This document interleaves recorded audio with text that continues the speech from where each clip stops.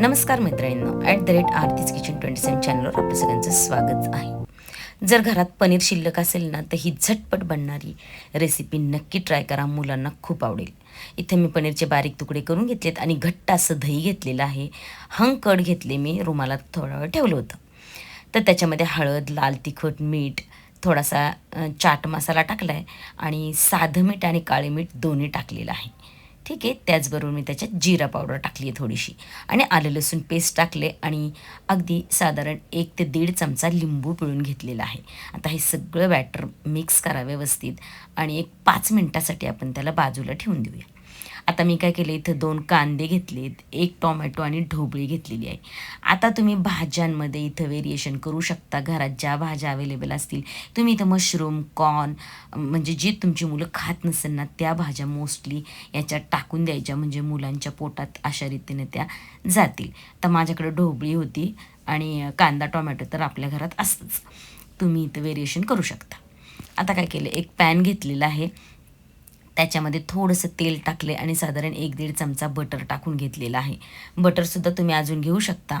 त्याचबरोबर आता काय करायचं, हे जे आपण मॅरिनेशन केलेलं, म्हणजे फक्त भाज्या चिरेपर्यंत मी याला मॅरिनेट करून घेतलेलं आहे.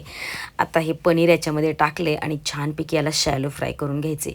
आता हा जो बाजूने जाळ जो येत होता ना, त्याने या भाजीला एकदम छान अशी स्मोकी फ्लेवर येऊन जातो. पहा, असं त्याला ड्राय करायचं, 2 ते 3 मिनटं ते ड्राय होऊन जातं. आता त्याच्या सगळ्या चिरलेल्या भाज्या टाकायच्या. आता तुमच्या मुलांना जर क्रंची भाज्या आवडत असेल ना, तर फक्त 1 मिनिटभर परतायचं. आता भाज्यांना चवीला लागेल एवढंच मी त्याच्यात चाट मसाला, मीठ आणि लाल तिखट टाकून घेतलेलं आहे. तुम्ही तुमच्या आवडीनुसार त्याचं प्रमाण कमी जास्त करू शकता. इथं चिरलेल्या मिरच्यासुद्धा तुम्ही टाकू शकता. जर तुमची मुली मोठी असेल ना, तर ते खातील. आता काय करायचं आहे, मी इथं 2 मिनटं परतून घेतले. माझ्या मुलांना थोडंसं क्रंची भाज्या आवडत नाही. ठीक आहे.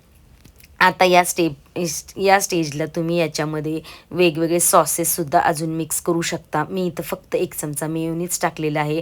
तुम्ही चिली सॉससुद्धा टाकू शकता किंवा पिझ्झा सॉस, पास्ता सॉस टाकू शकता. थोडंसं व्हेरिएशन त्याच्यामध्ये आणू शकता.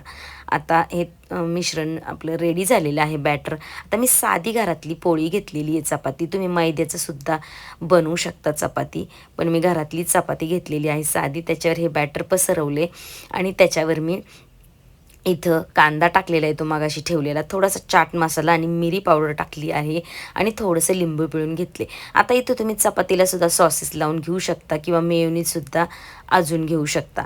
मी अशा पद्धतीने त्याला रॅप केले. आता तुम्ही सर्व करताना एकतर मुलांना टिफिनला द्यायचं असेल तर अशा पद्धतीने देऊ शकता रॅप करून, किंवा त्याचे थोडे थोडे काप करूनसुद्धा तुम्ही त्याची देऊ शकता, जेणेकरून मुलांना खायला सोपं पडेल. पण मी काय केलेलं आहे, हे अशीच अजून एक रोल बनवला आणि तो मस्तपैकी तव्यावर शॅलो फ्राय करून घेतला. बटर टाकलं आणि त्याला एक मिनिटभर फक्त त्याला परतून घेतलेलं आहे. याने टेस्ट अजून छान लागते. तर हे नक्की ट्राय करून पहा. आता याच्यावर तुम्ही सॉसेस द्या, नका देऊ, काहीही नाही दिलं ना तरी हे रोल आहे ना पोटभरीचे आणि इतके भन्नाट लागतात. कशाची चटणीची वगैरे सुद्धा गरज पडत नाही. रेसिपी आवडली तर लाईक, शेअर, सबस्क्राईब नक्की करा.